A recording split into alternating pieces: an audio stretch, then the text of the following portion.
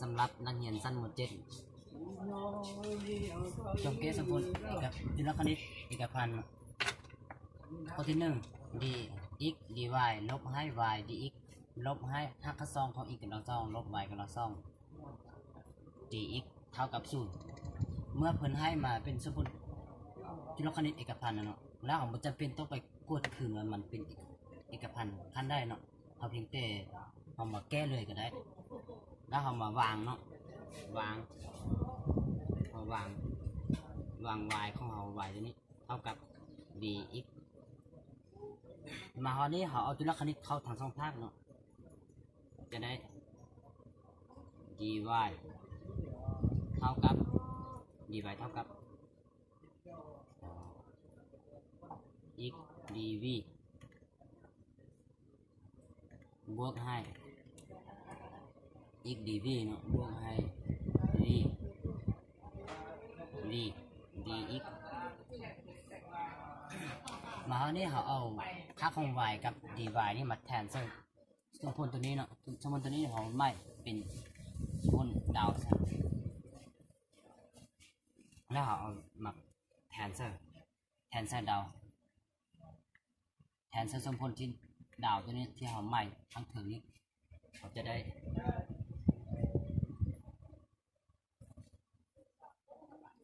x dy เนาะ x เนี่ยเขาเขียนตัวนี้ dy ของเขาแม่นเท่ากับ x dv บวกให้ v dx ให้กับ x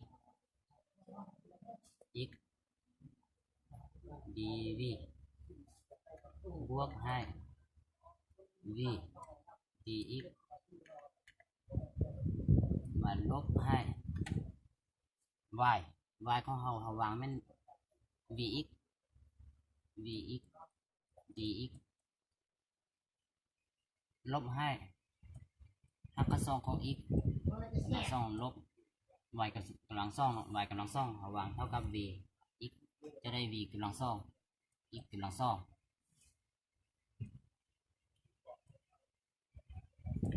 dx เท่ากับ0ฉะนั้นมาหอนี้แยกเนาะจะได้ x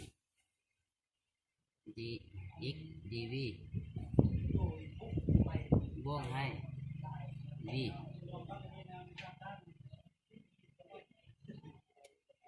บวกให้ v dx ล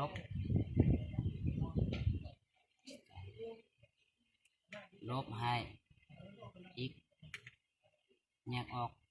เมื่อเราแยกลบตัวนี้ออกเนาะจะได้ v dx ดีว่าเมื่อเราแยกของเบิ้งตัวนี้เนาะตัวนี้เป็น dx ตัวนี้เป็น dx เราแยก dx ออก cái số bữa tỏ thì chính đi có cái từ tụ đua là chọn là cái gì đứng đi giờ lệ cái số một lượt số cái bữa tỏ không tiếp tỏ số bữa tỏ thì chỉ cần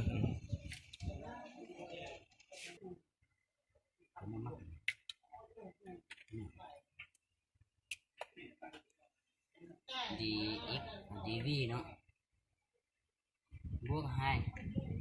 v dx ลบเมื่อเราเบิ่งสังเกตให้หนึ่งว่าตัวนี้เป็น dx ตัวนี้ก็เป็น dx เราแยก dx ออกไปเป็นคูณเนาะจะได้ลบให้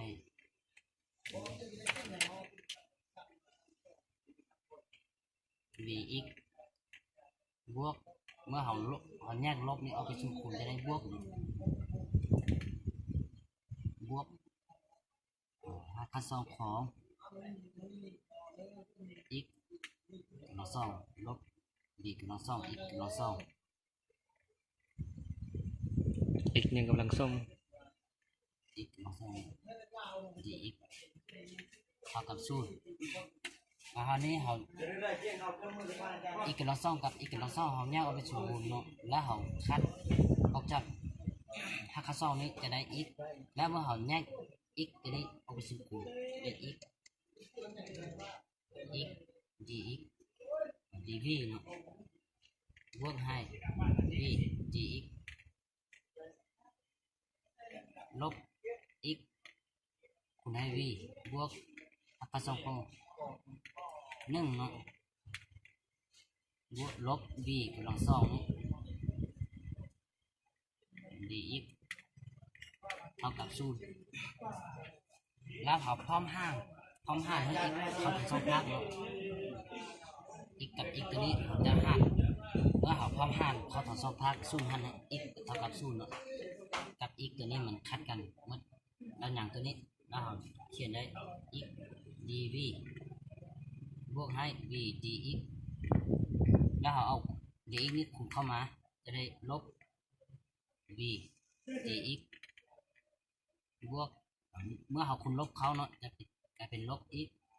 ขั้นสองของ1ลบ v กำลังสอง dx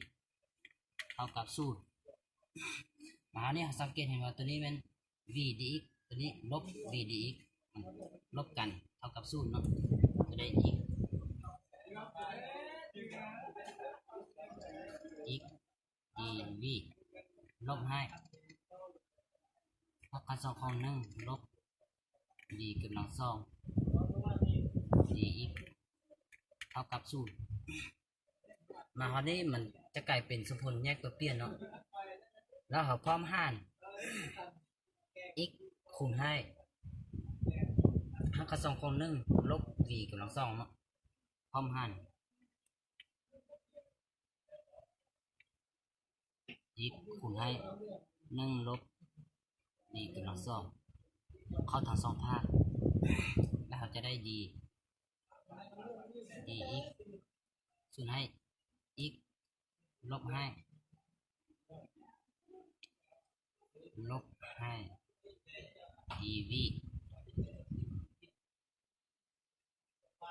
dv ส่วนให้ส่งหักกันสองของ1ลบ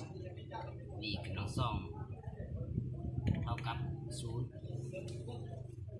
มาอันนี้จะกลายเป็นสมมติแยกตัวเปลี่ยนเนาะแล้วเขาเอาสังคณิตเข้าทั้งสองภาค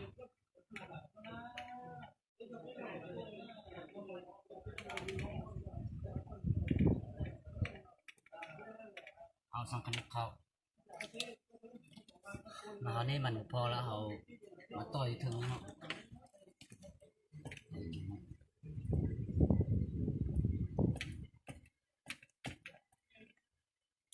จะได้สร้างคณิตของ dx ส่วนให้ x ลบให้สร้างคณิตของ dv ส่วนให้หักกันสองของ1ลบ v กำลังสองเท่ากับ l